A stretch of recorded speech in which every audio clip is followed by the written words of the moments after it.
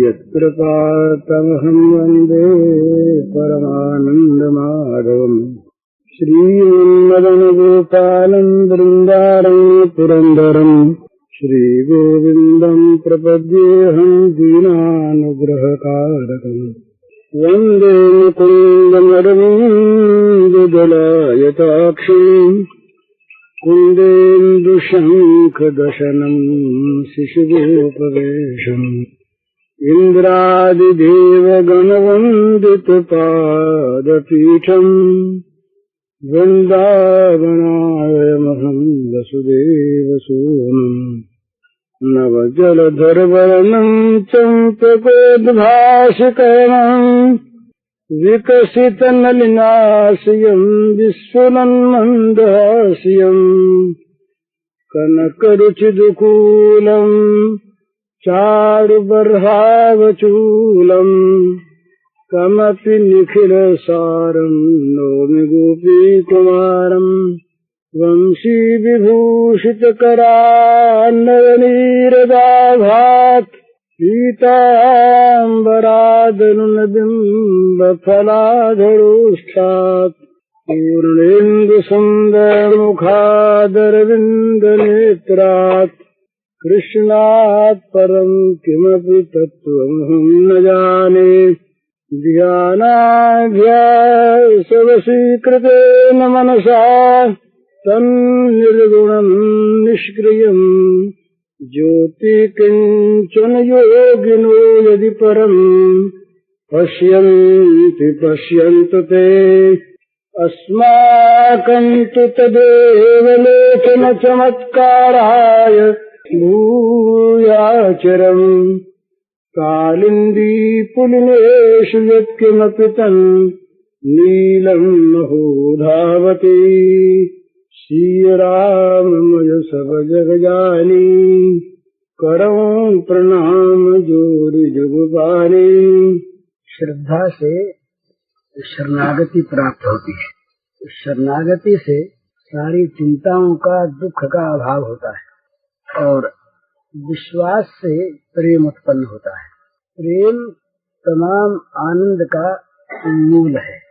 श्रद्धा विश्वास ये दो चीजें ऐसी हैं जो जीवन को सर्वथा पवित्र सुखमय बनाने वाली हैं। जिस वस्तु को हम नहीं जानते उस वस्तु के लिए श्रद्धा करनी पड़ती है। जैसे भगवान हैं,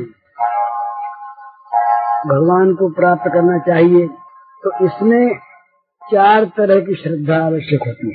भगवान के अस्तित्व में श्रद्धा, भाई इसी में अगर संदेह हो भगवान है कि नहीं, ये संदेह जहाँ पर है वहाँ उनको पाने की इच्छा बहुत दृढ़ नहीं होगी। वस्तु के जिसके होने में संदेह है वो मिले न मिले इसका कोई प्रश्न नहीं आता। वस्तु है और वो मिलती है और उसका मिलना ही जीवन का सबसे बड़ा लाभ है। ये श्रद्धा होनी चाहिए।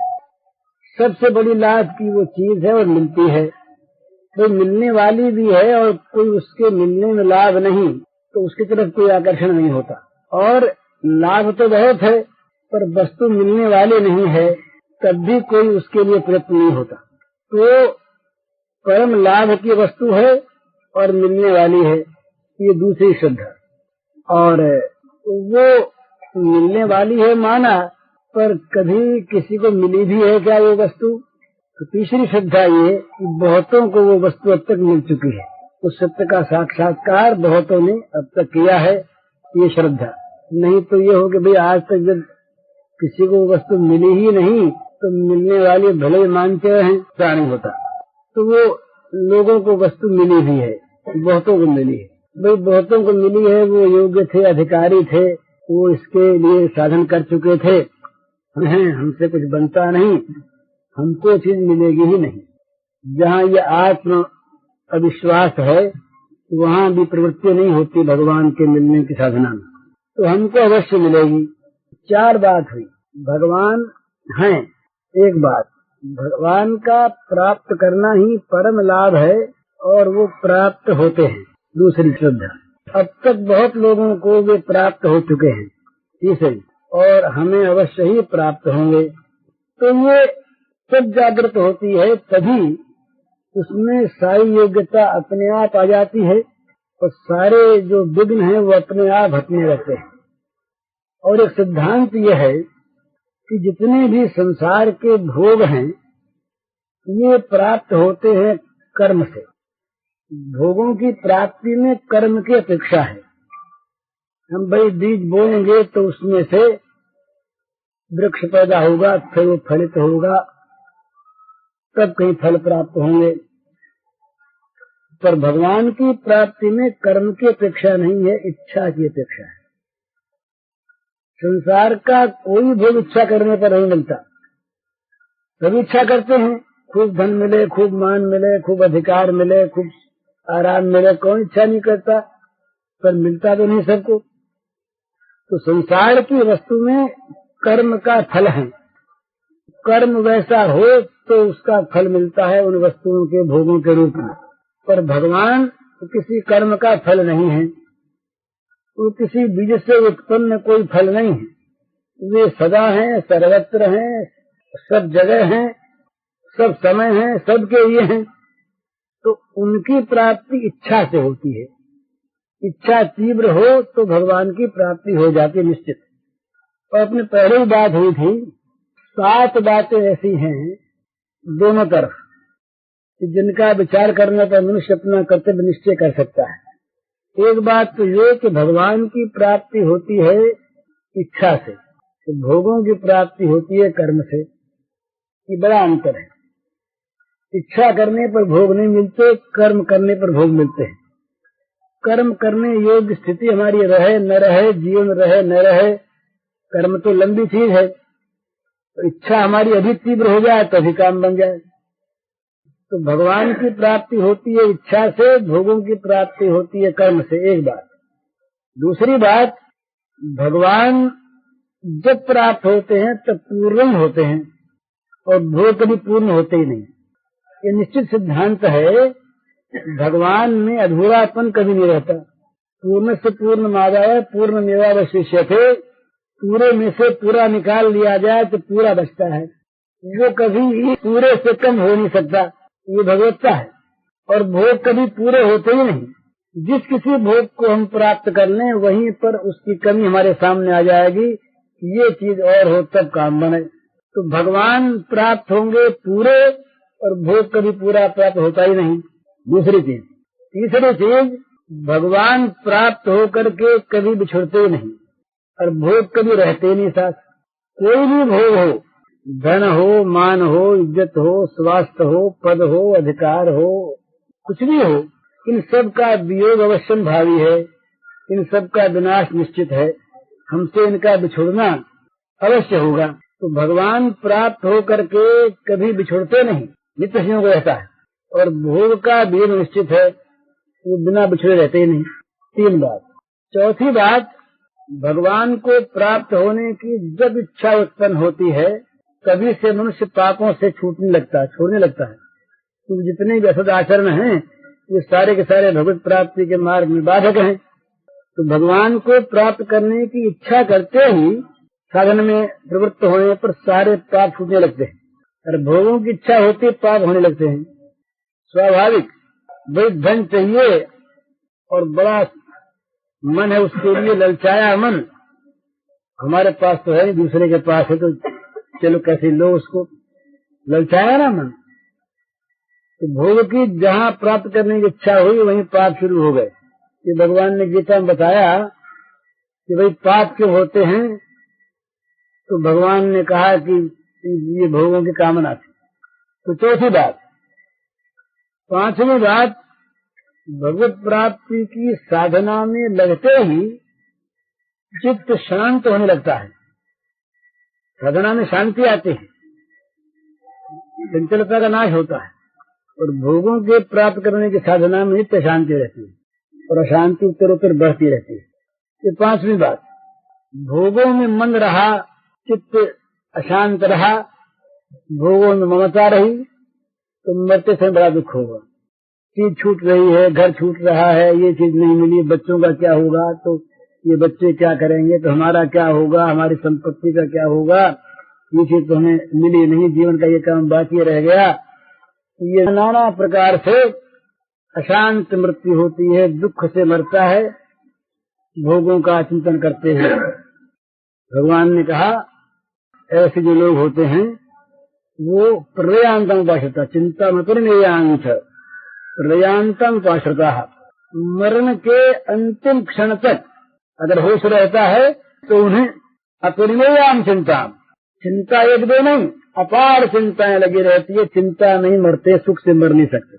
और जिसका भगवान में मन है वो तो बड़े मजे में मरता है, सुख से कि अब जा करके भगवान से मिलेंगे। वो तो आनंद धाम में जाने के लिए यहाँ शरीर छोड़ता है, सुख से मरता है। छठी बात। सातवीं बात, मरने के बाद जिसका भोगों में मन रहा, पाप में मन रहा, वो तो नरकों में जाता है, बुरी योनि में जाता है। और जो भगवान ने मन लेके मरा वो भगवान को पता होता ही है। अब 7 बातें हैं हमारे सामने। भगवान की प्राप्ति इच्छा से होती है, भोग की प्राप्ति कर्म से होती है। उसका मिलना कठिन, इनका मिलना सहज। भगवान अधूरे नहीं मिलते, पूरे मिलते हैं, भोग कभी पूरे मिलते ही नहीं। दूसरी बात, भगवान मिलकर कभी बिछोड़ते नहीं और भोग कभी रहते नहीं। तीसरी बात, भोगों की प्राप्ति की इच्छा करती पाप शुरू हो जाते हैं और भगवान की प्राप्ति की इच्छा होती पाप कम होने लगते, मिटने लगते हैं। चौथी बात, भगवान की प्राप्ति की साधना में शांति बढ़ती है और भोगों की प्राप्ति की साधना में शांति बढ़ती है, जीवन दुखी रहता है निरंतर। छठी बात, भगवान में जिसका मन लगा है, भगवान की साधना करता है, वो शांति से मरता है, सुख से मरता है। भगवान में मन लगाए मरता है।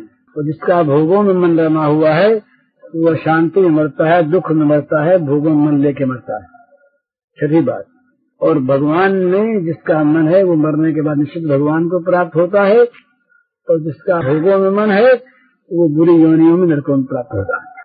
तो भाई ये बात तो सुन ली, पर भगवान भी अगर हों तो मिले ना, क्या पता है कि नहीं। उसमें एक युक्ति है। वो युक्ति ये है कि भगवान की सत्ता वास्तव में तो सिद्ध होती है पहले बात अपनी हो चुकी श्रद्धा विश्वास से ही, तभी उनका अंतरंग मालूम होता है। परम जगत को भी अगर देखते हैं, सारे काम जो प्रकृति में नियमित रूप से होते हैं, सूर्य का उगना, अस्त होना, चंद्रमा का उदयास्त, नक्षत्रों की गति, समुद्र का सीमा में स्थिर रहना, ये एक बीज से ठीक वही फल उत्पन्न होना, सारी चीजें ऐसी हैं जो सिद्ध करती हैं कि किसी बुद्धिमान कुशल चेतन के द्वारा निर्मित और संचालित हैं। तो मान लें कि नेचर अपने आप करे, प्रकृति में अपने आप हो रहा है, तो जड़ नेचर ऐसा नहीं कर सकते। उसमें कोई न कोई चेतनता होनी चाहिए। और हम चेतन नेचर, जो चेतन नेचर है उसको ईश्वर मान लेते हैं, कोई आपत्ति की बात नहीं। जो चेतन है, जड़ नहीं, और जिसके द्वारा सब कुछ होता है वो ईश्वर है। तो यूं सिद्धि होती है ईश्वर की, और इसमें बहुत प्रमाण है। परंतु एक बुद्धिमानी की बात है, विचार के लिए युक्ति संगत। तो एक आदमी मानता ईश्वर है और दूसरा मानता नहीं है। नहीं है, दोनों के लिए नहीं है, मानने वाले के लिए भी नहीं है, न मानने वाले की भी नहीं है, नहीं है बस। लेकिन जो मानता है वो तो ईश्वर की प्राप्ति के लिए प्रयत्न करता है, और जो नहीं मानता प्रयत्न ही नहीं करता। तो ईश्वर की प्राप्ति के प्रयत्न में कोई घाटा नहीं है। लोक में भी आज तक भी, अब भी संसार में इतनी बात अब तक भी है कि सच बोलने वाला, सेवा करने वाला, त्याग करने वाला, भलाई करने वाला, इंद्रियों को रोकने वाला भला तो माना जाता है, और उसके सुख भी संसार में मानसिक सुख बढ़ते हैं। भगवान हैं ये विश्वास होगा तो कम से कम उसमें इन गुणों का विकास होगा। साधना में यही गुण आएंगे। ईश्वर से डरेगा तो कुछ पाप का भी भय लगेगा, बचेगा। तो ईश्वर अगर नहीं भी हुए तो घाटे नहीं रहा हो, कुछ अच्छे गुण उसमें आए। संसार में नास्तिक भी अगर सत्यवादी होता है तो उसको अच्छा कहते हैं।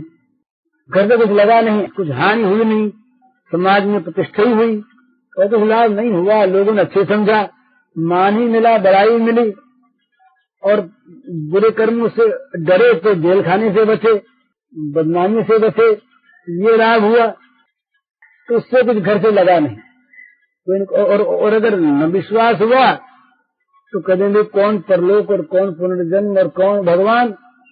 तो यही है कि छल से, कपट से, छद्म से, बदमाशी से, चोरी से, डकैती से बस भोगों को पैदा करो और भोगो, यही काम रहा। तो संघर्ष होगा, कलह होगी, विद्वेष होगा, बैर होगा, हिंसा होगी, अशांति रहेगी, दुर्गुण फैलेंगे और बदनामी भी होगी। नहीं है तो नहीं है, घाटे नहीं है। पर यदि है तो जो नहीं मान के छोड़ देगा वो घाटे में रह जाएगा बड़ा भारी। अगर विष्णु के बाद सत्य है, सत्य है ही, पर यदि अगर भी हम लगा दें कि अगर विष्णु के बाद सत्य है तो मानव जीवन का उद्देश्य भगवत प्राप्त करना है, तो इस उद्देश्य में वो अगर लगा ही नहीं तो जीवन के बड़े भारी अवसर को उसने खो दिया, व्यर्थ एक वंचित रह गया वो बड़े सौभाग्य से जो उसे प्राप्त हुआ था करने के लिए, तो बड़े घाटे में रहा। और जो उसको मानता है वो प्रयत्न करके पा भी ले सकता है, तो लाभ में रह गया। इस युक्ति से भी मनुष्य को चाहिए कि वो अगर अविश्वासी भी है तभी कोई घाटे की चीज नहीं है, ईश्वर को मान करके अपने जीवन को उस तरफ मोड़े।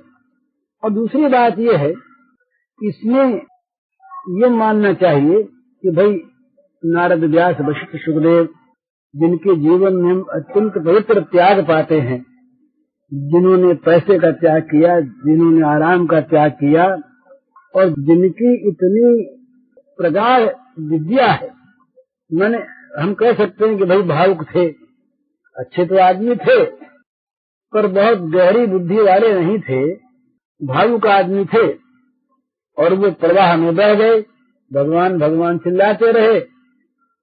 ऐसी बात नहीं। बहुत बड़े बड़े दार्शनिक यूरोप के जो आज विद्वान माने जाते हैं, वो भी जब व्यास के सूत्र को देखते हैं, शंकराचार्य के जो ग्रंथों को देखते हैं, तो चकित रह जाते हैं कि इतने बड़े फिलोसफर तो यही हुए, उनका मस्तक नत हो जाता है। तो इससे ये बात सिद्ध होती है कि ये मूर्ख नहीं थे, बुद्धिमान थे और उन्हें हमसे कुछ लेना नहीं था, इसलिए वो झूठ बोल के हमकी हमारी प्रताड़ना करते, तो बात भी नहीं। बुद्धिमान भी थे और प्रतारक भी नहीं थे। तो इस अवस्था में जब वो अपना अनुभव जीवन का बता रहे हैं, तो वो कह रहे हैं कि भगवान हर भगवान की प्राप्ति होती है, तो हमें उनकी बात पर श्रद्धा करनी चाहिए। श्रद्धा करने पर भगवान की एक सुंदर कल्पना हमारे मन में आती है। वो वास्तव में कल्पना नहीं है, वास्तव में वो सत्य हमारी कल्पना से कहीं अधिक है। हम कल्पना उतनी भगवान के संबंध में कर नहीं सकते जितने भगवान हैं। जैसे भगवान है वैसे कल्पना हमारी बुद्धि में आती नहीं, क्योंकि बुद्धि से वो परे की चीज है। तथापि हमारी बुद्धि में जो एक भगवान के स्वरूप की कल्पना आती है, वो स्वरूप इतना विलक्षण है कि उनमें श्रद्धा होने पर बरबस शरणागत हो जाती है। हम अपने को जबरदस्ती उनके चरणों पर छोड़ने को बाध्य हो जाते हैं अगर उनका स्वरूप हमारे ध्यान में आ गया। उमा राम स्वभाव जिन जाना कि नहीं भजन तज भावन आना। तुलसीदास जी के जो शब्द हैं कि भाई जिसने राम के स्वभाव को जान लिया वो बरबस भजन करने को बाध्य होगा, क्योंकि वो स्वभाव ही ऐसा है। राम का, भगवान का स्वरूप ही ऐसा है कि उस स्वरूप का परिज्ञान होने पर, उस स्वरूप की एक झांकी मन में हो जाने पर मनुष्य रह नहीं सकता उसके प्रति अपने को बिना नियोजन किए। और इतने पर भी जो नहीं करता, उसके लिए तुलसीदास जी महाराज तो कहते हैं कि वो तो व्यर्थे संसार में पैदा हुआ। उसका तो जगत में जो जीवन है वो नरक रूप है। कई तरह से उन्होंने कहा, जरी जाओ उस जीवन जान के ना जिए जग में तुम्हारो बिन भय। जो जीवन तुम्हारा नहीं होगा उस जीवन में आग लग जाए, वो केंद्र नरक रूप जीवित जग हो बनी पदविमुख अभावी। उनका संसार में जीवन जो है वो नरक रूप है। तुलसी राम स्वभाव शील रखी, जो न भगत उड़ाई तो ही जाय जननी जननी जड़ तन तरुणता गवाई। तो ये सब संतों के अनुभव है। तो भगवान में श्रद्धा होने पर, उनके स्वरूप में श्रद्धा होने पर, उनके स्वभाव में श्रद्धा होने पर स्वाभाविक शरणागति उनकी प्राप्त होती है। मन अपने आप को हम उनके प्रति न्यौछावर कर देते हैं, उनके चरणों में डाल देते हैं। इतने वो बड़े और इतने बड़े होकर इतने अपने, ये दो चीज का मेल बहुत कम खाता है संसार में। जो बहुत बड़ा है और हम बहुत छोटे हैं, वो हमसे हमेशा दूर रहेगा। चाहे कभी बातों में हमसे अपना कह दे हमको, तो उसके जीवन से हमारी बड़ी दूरी रहेगी। भाई बहुत बड़ा आदमी है, वो हमसे बड़ा शीलवान है, तो सत्यनारायण हमसे भी प्रेम करता है, तो उसके पास हम जा नहीं सकते, उससे बोल नहीं सकते, उसके पास बैठ नहीं सकते, उससे बातचीत कर नहीं सकते। बहुत बड़ा आदमी है, हम बहुत छोटे हैं, बहुत दूर। पर बहुत बड़ा होकर बहुत छोटों का नित्य अपना है, ऐसा कोई तत्व है, उस तत्व का नाम भगवान है। तो भगवान ने ये कहा, गीता ने अपने रूप को बताया, भोक्तारम यज्ञ तपसाम सर्वलोक महेश्वरम। जितने भी यज्ञ तप होते हैं, अच्छे काम होते हैं, जिस किसी के लिए हो, उन सारे के सारे भोगों का भोक्ता मैं हूँ। मेरे पास हो जाते हैं, और मैं हूँ कैसा, तो कहा सर्वलोक महेश्वरम, सारे लोगों के जो ईश्वर हैं उनका महान ईश्वर मैं हूँ। इतना बड़ा, हमारे जो बड़े हम मानते हैं, भाई क्या तो जिसके पास 2-4 करोड़ रुपया हो वो बड़ा, क्या जिसका अधिकार बड़ा हो, जवाहरलाल जी हमारे लिए बहुत बड़े। पर एक ही देश के वो प्रधानमंत्री है ना, सब देशों के तो नहीं है। और सब देश जो हमारे इस विश्व के हैं, इतने मालूम कितने अंतरिक्ष हैं, कितने ग्रह उनके तो नहीं है। पर जो भगवान सारे लोगों के ईश्वरों के महान ईश्वर, तमीश्वराणाम परम महेश्वरम, श्रुति में आया, वो ईश्वरों के जो परम महेश्वर हैं, महान ईश्वर हैं, वो ईश्वर कहते हैं सुहृदम सर्वभूतानाम, स्वयं कहते हैं इतना बड़ा मैं। और एक नगण्य प्राणी है, तुच्छ से तुच्छ, जिसकी कोई कहीं गिनती नहीं, कोई जानता भी नहीं, उसका भी मैं अपना हूँ। सुहृद माने अपना, जो हृदय से ही अपनापन मानता हो, जिसमें अपनापन मानने में कोई हेतु न हो, भाई हमने किसी की सेवा की हो, हमारा किसी से प्रेम का संबंध हो, हमारा कोई व्यावहारिक लौकिक संबंध हो, वो हमें अपना माने तो एक बात है। पर भगवान कहते हैं कि ये कोई बात नहीं। सुहृदम सर्वभूतानां, प्राणी मात्र का मैं अपना हूँ, सुहृद हूँ। इतना बड़ा और इतना अपना होता है, ये सबसे बड़ी ये महत्ता की चीज है। सुदामा से श्री कृष्ण मिले भगवान के नाते, इसको हम थोड़ी देर के लिए छोड़ दें। बड़े आदमी थे, उनमें शालीनता थी, कुछ था, पर वो दोनों की स्थिति एक सी होती उनकी, तो इतना कोई महत्ता नहीं थी उनकी।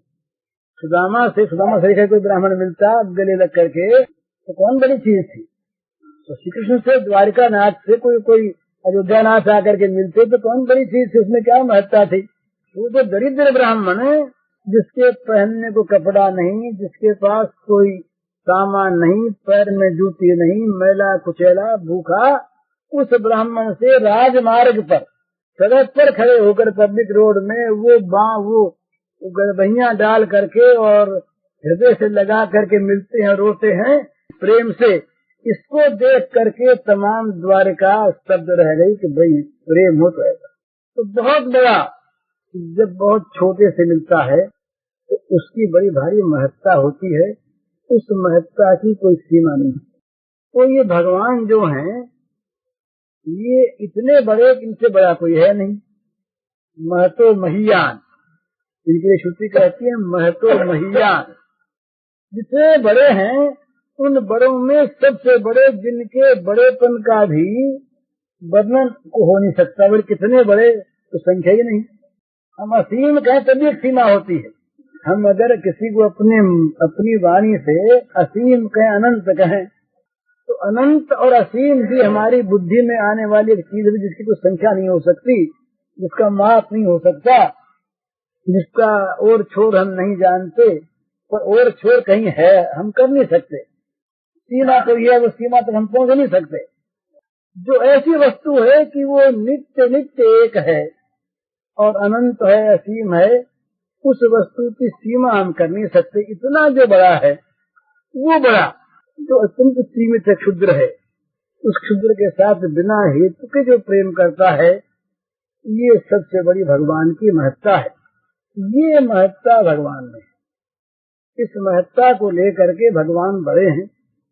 इसलिए ये जब श्रद्धा भगवान में होती है, जब भगवान के इतने बड़प्पन का हमें ध्यान होता है, तो स्वयं हमारा चित्त लुट पड़ता उनके चरणों में कि भाई कहाँ हम और कहाँ ये, और शरणागति होते ही दो बात आ जाती है। ये अपने पहले बात हो चुकी है। दो ही चीज संसार को जलाए डालती है, एक भय और एक शोक।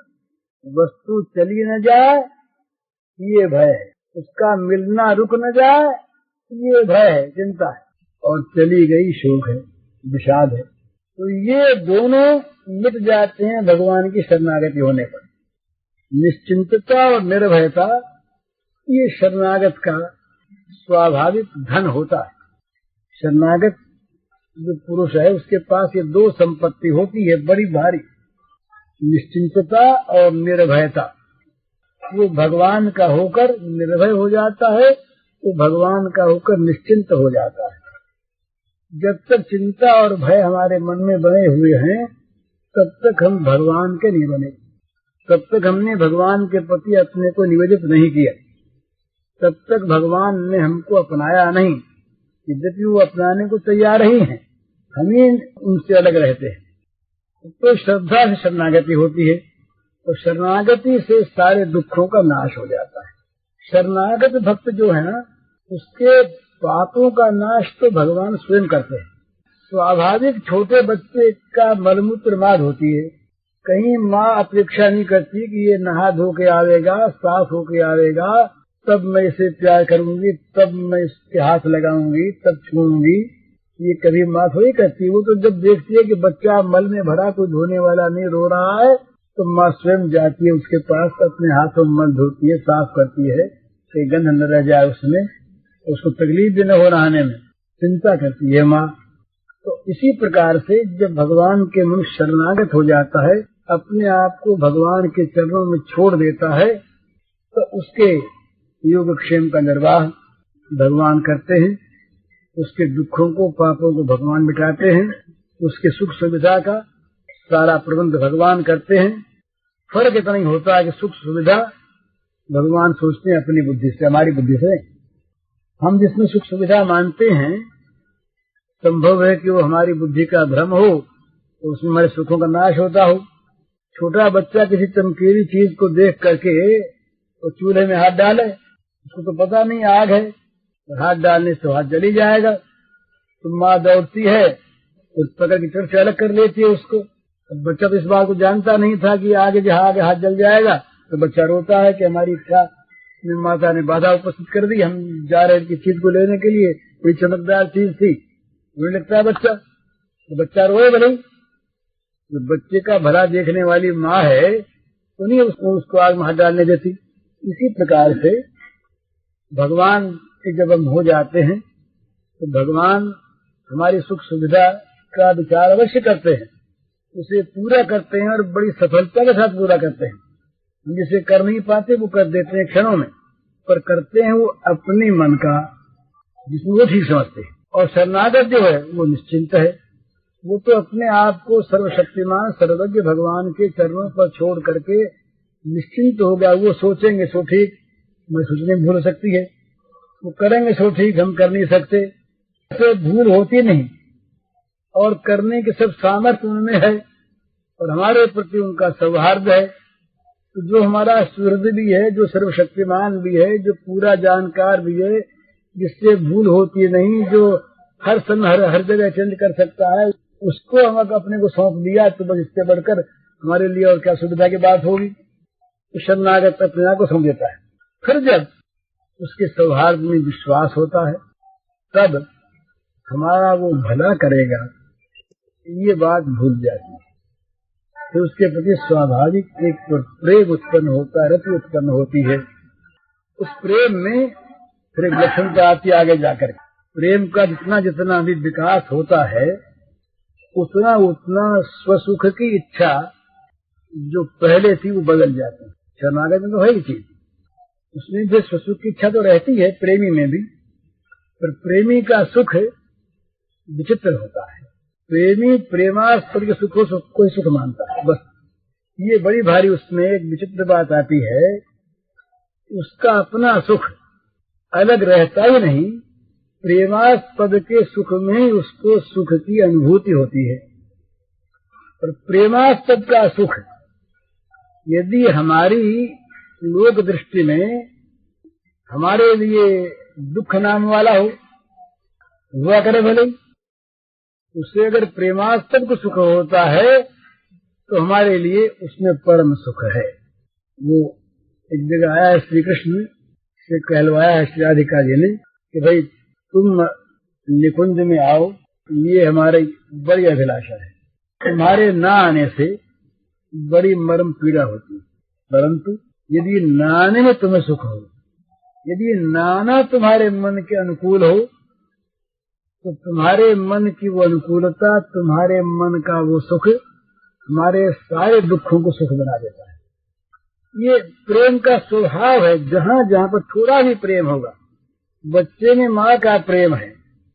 जाड़े के मौसम में बच्चे ने बिछौने में मूत दिया, अब माँ बच्चे को सुला लेती है, सूखे में सुन चली जाती है, उसमें गिरे स्वयं ठंड भोगती है। क्यों भोगती है? उसमें बच्चे को सुख है। तो जहाँ जहाँ पर प्रेम का जरा भी विकास है, वहाँ वहाँ पर निज सुख का त्याग है और उसका सुख ही अपना सुख बन जाता है।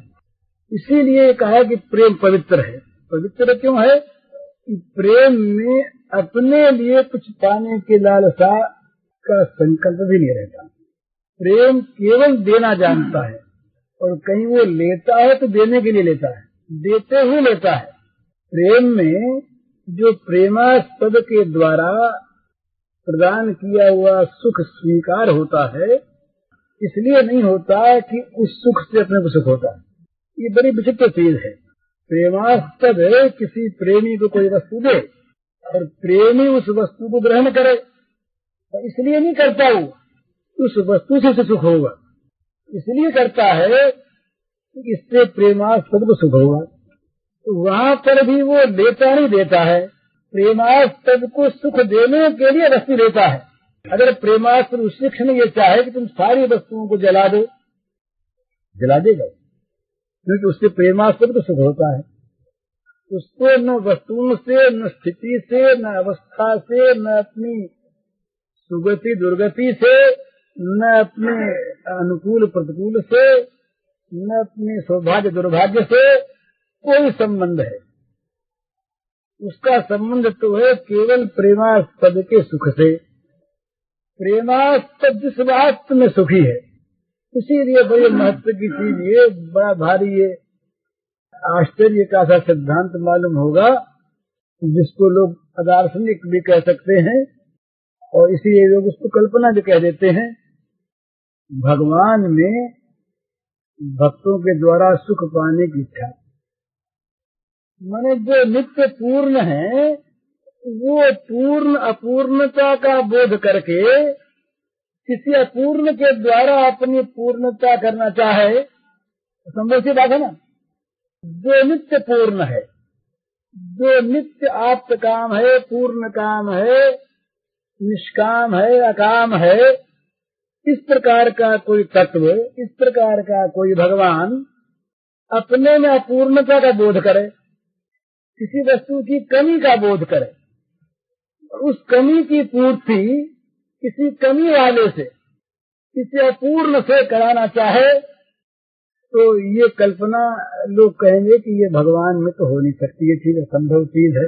या तो ये अज्ञानी में होती है जो पूर्ण ही नहीं, और या ये कोरी कल्पना है। ये कल्पना राज्य में प्रेमी लोग विचरण किया करते हैं भावुकता में, इसमें कहीं रियलिटी तो है नहीं, सत्य का लेश इसमें है नहीं, ये तो केवल बात ही बात है, भावुकता है भाई। और भावुक को ऐसा प्रतीक भी हो सकता है, ऐसा लोग कहे तो समाधान के लिए जब आक्षेप नहीं करते तब। लेकिन प्रेमियों का तो ऐसा अनुभव है, ये वस्तु ऐसी नहीं है। और भगवान भी झूठ नहीं बोलते, झूठ क्यों बोलेंगे? इतना बड़ा दर्शन का ग्रंथ गीता दार्शनिक ग्रंथ है, तो लोगों को, इन श्लोकों का, जो बड़े दार्शनिक हैं, अर्थ लगाने में खींचतान करनी पड़ती है। कहीं रूपक करना पड़ता है, तो कहीं उसका दूसरा भाव बताना पड़ता है, पर वहाँ साफ शब्द है, पत्रम पुष्पम फलम तोयम यो मे भक्त्या प्रयच्छति तदहम भक्तुपहृतम अश्नामि प्रयतात्मा। एक एक शब्द साफ है। पत्र, पुष्प, फल, जल, जो कोई भी भक्ति के द्वारा मुझे अर्पित करता है, उस प्रेम से सने हुए पदार्थ को मैं स्वयं खाता हूँ। ग्रहण करता नहीं कहा वहाँ पर। अगर ग्रहणान कह देते तो सुंदरता से अर्थ लगा सकते कि भाई भाव की बात है, ग्रहण तो भाव से होता है, पर यहाँ तो स्नान क्रिया पर ये खाता हूँ।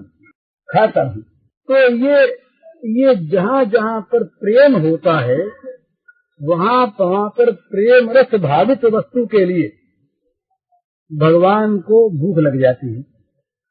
भगवान में कामना का प्राकट्य हो जाता है। भगवान स्वयं उसके लिए लालायित हो जाते हैं। भगवान चाहते हैं कि मुझे ये वस्तु मिले, चाहते हैं। तो ये अकाम में काम, सर्वथा आप्त काम में कमी का अनुभव, उस कमी की पूर्ति उन लोगों से करवाने की इच्छा जिनमें स्वयं अपूर्णता है। भक्त प्रेमी कभी अपने को पूर्ण मानता नहीं, ये सिद्धांत है। ज्ञानी अपूर्ण नहीं मानता। ज्ञानी अगर पूर्ण माने तो ज्ञानी नहीं। ज्ञानी अगर ये समझे कुछ पाना बाकी रह गया, कोई काम भी रह गया शेष, तो कार्यम न विद्यते, ये ज्ञानी के लिए कहा। और प्रेमी कभी ये मान ले कि मेरा प्रेम पूर्ण हो गया तो प्रेमी नहीं। तो प्रेमी कभी पूर्ण है नहीं, अपूर्ण है। उस अपूर्ण के प्रेम को प्राप्त करके भगवान अपने प्रेम रस की भूख को मिटाना चाहते हैं। ये बड़ी विलक्षण चीज है। अपूर्ण के द्वारा प्रेम प्राप्त करके भगवान अपनी प्रेम की भूख को मिटाना चाहते हैं। तो ये विलक्षणता प्रेम की। तो प्रेम का जो स्वरूप इसीलिए वो कहा है शास्त्रकारों ने, अनिर्वचनीयम प्रेम स्वरूपम मूका स्वदनवत। ये सूत्र नारद जी के हैं। जो प्रेम का स्वरूप है वो अनिर्वचनीय है, वो वाणी में नहीं आता, और वो तो गूंगे के स्वाद की तरह से अनुभव की वस्तु है। मूका स्वदनवत, मूक के आस्वादन की भांति। क्यों है इसमें कि जहाँ हम वाणी में कुछ ले आते हैं, स्थूलता आती है, वहाँ कुछ चाह बन जाती है। और ये बिल्कुल चाह के परे की वस्तु है। कितना सुंदर भाव है ये। इसका अगर आंशिक भी किसी के अंदर भाव प्रकट हो जाए तो जीवन पवित्र हो जाए। दूसरे के लिए जीवन, दूसरे के सुख से सुख अपने को है। कितना बड़ा ऊंचा मन, अपने सुख की, अपने अलग सुख की, अपने आत्मेंद्रिय प्रीति की कहीं पर किसी प्रकार के सुख की कामना ही नहीं है। चैतन्य महाप्रभु ने कहा निजेंद्रिय प्रीति इच्छा तार नाम का। बंगला में ये उनका सिद्धांत है कि अपने इंद्रियों के तृप्त करने की जो इच्छा है, चाहे किसी प्रेमास्पद से हो, भगवान से भी हो, तो वो काम है, प्रेम नहीं। और कृष्ण सुख वांछा धरे प्रेम नाम। प्रेम किसका नाम है? कि श्री कृष्ण को सुखी करने की इच्छा। तो लोग कहते हैं पागलपन है, जो सुख स्वरूप हैं उनको सुखी करने की इच्छा कैसी? तो यही तो प्रेम का जादू है। नित्य सुख स्वरूप में सुख प्राप्ति की इच्छा पैदा हो जाती है, और उस इच्छा की पूर्ति वे प्रेमी लोग करते हैं। माने भगवान से सब पाना चाहते हैं। पर ये प्रेमी तो भगवान को देने के लिए संसार में जीते हैं। भगवान को देने वाला कोई अगर है संसार में, देने वाला सब मांगने वाले हैं। कोई मोक्ष मांगता है, कोई भक्ति मांगता है, कोई स्वर्ग मांगता है, कोई वैकुंठ मांगता है, कोई दर्शन मांगता है। बड़े से बड़े मांगने वाले ये लोग हैं। तो ये प्रेमी तो कहते हैं कि तुम लिए चले जाओ हमसे, हमें नरक का डर नहीं, हमें स्वर्ग की इच्छा नहीं, हमें भोगों की चाह नहीं, भोगों के नाश की परवाह नहीं, मुक्ति हमें चाहिए नहीं। हम तो तुम्हारे देने के लिए जीते हैं। तो क्यों कि हमारे देने पर हम तुम्हारा हंसता हुआ मुंह देखते हैं। बस तुम्हारा जो स्मित हास्य है, तुम्हारे जो एक तृप्ति की हंसी जरा सी है, ये मुस्कान, बस ये मुस्कान हम देखते रहें, तुमको सुखी देखते रहें। ये प्रेमियों का ये भाव तो भगवान से कह रहे, भगवान को ऐसा मान लेते हैं और भगवान ठीक ठीक ऐसे बन जाते हैं कि बस हमसे तुम चीज कोई लो और तुम जरा सा मुस्का दो उसको लेकर के, प्रसन्नता तुम्हारी देख लें, तुम्हारे चेहरे पर, तुम्हारे होठों पर जरा सी आनंद की लहर देख लें, तुम्हारे नेत्रों में जरा सी तृप्ति का भाव देख लें, तुम्हारे जिह्वा में जरा सी सरसता देख लें, तुम्हारे चेहरे पर जरा सी उत्फुल्लता देख लें, बस हमारा जीवन धन्य हो गया, हमें मोक्ष नहीं चाहिए और इसके लिए अगर नरक में जाना हो तो नरक भी मंजूर। ये प्रेमी जो होते हैं ये नरक का भय नहीं करते, मोक्ष की चाह नहीं करते, ये तो केवल एक ही चाह में रहते। इसलिए जो प्रेमियों का दर्जा है ये सबसे ऊंचा। और इसमें ये वास्तव में जो भगवान के ये जो अवतार होते हैं, आदेशावतार वो बहुत क्षणों के लिए होने वाले अवतार वो नहीं, रामकृष्ण के अवतार जो हैं ये वास्तव में प्रेमियों के लिए होते हैं। ये जो असुर नाश साधु परित्राण ये जो है ये तो ये जनरल कार्य है उनका। भाई कोई अगर बहुत बड़ा सम्राट अपने किसी प्रेमी के घर आवे तो आता तो है प्रेमी के घर प्रेमी से बातचीत करने के लिए, पर जब आता है वो सम्राट तो है, उसके पीछे उसकी सम्राट बनने की सत्ता आती है, अधिकार आता ही है, तो यहाँ का और काम भी वो कर लेता है। इसी प्रकार से जब स्वयं भगवान का प्राकट्य होता है तो होता है तो प्रेम के लिए, पर ये जो मामूली कार्य दूसरे हैं ये उनकी सत्ता से अपने आप हो जाते हैं। इसलिए कहा है कि भाई श्री कृष्ण जब आते हैं स्वयं भगवान, नारायण रूप भी होता है, विष्णु रूप भी होता है, शिव रूप भी होता है, शक्ति रूप भी होता है, ये सारे अपने अपने कार्य से यथास्थान करते हैं। तो उनका मुख्य जो कार्य वो तो निकुंज लीला ही है, वो तो उनका मुख्य कार्य तो केवल प्रेम है और कोई काम उनका नहीं है, क्योंकि वो उस काम वो तो उनका अपना काम और बाकी जो कार्य है इसीलिए वो शांत रस है। भगवान का जो और प्राकट्य है वो प्रकट लीला है वो भक्ति के शांत रस में आती है। इसके बाद जो जो उसमें विकास है त्यों त्यों दास्य सख्य वात्सल्य मधुर ये जो रसों का विकास होता है ये उनमें अधिक अपनत्व अधिक समीपपन को पैदा करता है। भगवान से अधिक समीप हो गए, भगवान के प्रजा भी हैं राजा के नाते, उनके महलों के दास भी हो गए, दास के बाद सख्यता प्राप्त हो गई, वात्सल्य आ गया, जहाँ पूर्ण आत्मनिवेदन हुआ, जहाँ तन मन पर सब पर प्रकृति पर भी पूरा अधिकार हो गया, वहाँ मधुर रस आ गया। इस रस में उनको स्वयं अधिष्ठात्री देवता के रूप से नहीं और सर्वव्यापी भगवान के रूप से नहीं, व्यक्तिगत स्वयं प्रेमास्पद रूप से उन प्रेमियों के साथ उनकी क्रीड़ा होती है। विशेषता है प्रेमी के भगवान, लोक संग्रही भगवान, अंतर्यामी भगवान, सर्वात्मा विश्वात्मा भगवान, सर्वातीत भगवान, ये तत्वतः एक ही वस्तु है, दो नहीं। तो सर्वातीत जहाँ पर है वहाँ जगत की सत्ता नहीं है, जहाँ सर्वात्मक है वहाँ जगत तो है पर जगत के साथ उनका आत्मा मिलित है, सब भूतों में वो स्थित है।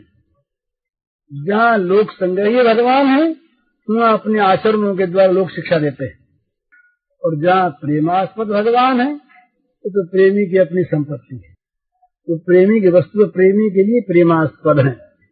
नारद जी महाराज ने सूत्रों को लिख करके ये फल बताया, सप्रेष्ठम लभते, उसको प्रियतम की प्राप्ति होती है। प्रियतम की भगवान की नहीं कहा, ब्रह्म के नहीं कहा, आत्मा के नहीं कहा, परमात्मा के नहीं कहा, यद्यपि आत्मा परमात्मा ब्रह्म परमेश्वर कोई भिन्न वस्तु नहीं है, परंतु प्रेमी को भगवान मिलते हैं प्रेमास्पद रूप से, अपने बिल्कुल अपने, वो भगवान है होते रहे, वो विश्वात्मा रहे, वो समस्त संसार के स्वामी है, वो सर्वाधिक ब्रह्म है हो, इन सब रूपों से उसका मतलब नहीं, उसके तो अपने हैं, वो उसका अपना है, वो उनका अपना है। ये जो अत्यंत अपनापन है आत्मीयता का एकमात्र केंद्र जहाँ पर है उस क्षेत्र का नाम प्रेम है, उस भाव का नाम प्रेम है। इसीलिए जो प्रेम है ये सर्वोत्तम वस्तु है, सबसे ऊंची वस्तु है। इस प्रेम का विकास होता है त्याग में। जहाँ तक मोक्ष की इच्छा भी है वहाँ तक भी त्याग आएंगे। जहाँ तक उनके द्वारा किसी प्रकार सुखी होने की इच्छा है वहाँ तक अपना सुख अलग रह गया ना, वहाँ भी प्रेम नहीं। तो प्रेम होता है पूर्ण प्रेम तो कभी होता ही नहीं, क्योंकि प्रेम की पूर्णता मानना ही प्रेम के स्वरूप को बिगाड़ना है। वो तो प्रतीक्षण वर्धमानम है, प्रेम का स्वरूप बताया प्रतीक्षण वर्धमानम, वो क्षण क्षण में बढ़ता रहे, ऐसा प्रेम। भगवान का स्वरूप सौंदर्य प्रतीक्षण वर्धमान है और भगवत प्रेम प्रतीक्षण वर्धमान है। दोनों चीजों में होड़ लगी रहती है, भगवान की सुंदरता में और प्रेमी के प्रेम में। वो कहता हम आगे बढ़े, वो कहता हम आगे बढ़े। भगवान का प्रेम रूप कभी बासी होता ही नहीं, उसमें ताजगी रहती है, नित्य नित्य नवायमान है। जो भगवत सौंदर्य है, भगवत रूप है, ये नित्य नव है, नित्य नवायमान, नित्य नित्य किशोर होने पर भी ये नित्य नव नव है। इसी प्रकार से प्रेमी का प्रेम भी नित्य नव नव है, नित्य नवीन रहता है। नए नए रूप में नए नए भावों को लेकर के ये प्रेम समुद्र में लहरें उठती रहती हैं और प्रेमास्पद को सुखी करती रहती हैं। उनको सुखी देखा फिर लहरें नहीं उठी, लहरों को देख वो सुखी हुए, उनको सुखी देखा फिर नई लहरें उठी। बस यही महारास है, नित्य चलता है, नित्य विहार भगवान का लीला विहार, यही प्रेम विहार है। तो ये इसी की झांकी कभी कभी यहाँ इस लोक में, कभी वृंदावन में, कभी अवध में, कहीं कहीं हो जाती है। लोग उसको गा गा करके धन्य होते हैं, सुन सुन करके पवित्र होते हैं, पावन होते हैं। तो ये प्रेम बड़ी ऊंची चीज। तो भाई प्रेम ऊंची चीज तो है, पर हमारे योग्य तो हम तो नहीं है ना। तो हमें तो पहले श्रद्धा करनी चाहिए, भगवान पर श्रद्धा करें। श्रद्धा करने पर भगवान के स्वरूप की झांकी होगी। तब अगर हमारा सौभाग्य उदय हुआ बहुत बड़ा, तो हम उनके चरणों में गिर जाएंगे बिना शर्त के। शरणागत निवेदन यहाँ तक होगा तो बहुत, आगे की बात तो भगवान करेंगे। हरिओम। शरणागति और प्रेम, इस विषय का व्याख्यान आज मिति आश्विन शुक्ल दशमी विक्रम संवत 2012 अनुसार तारीख 26 अक्टूबर 1955 बुधवार को प्रातःकाल अनुमानतः 8:30 बजे गीता वाटिका गोरखपुर में कल्याण संपादक भाई जी श्री हनुमान प्रसाद जी पोद्दार द्वारा दिया गया।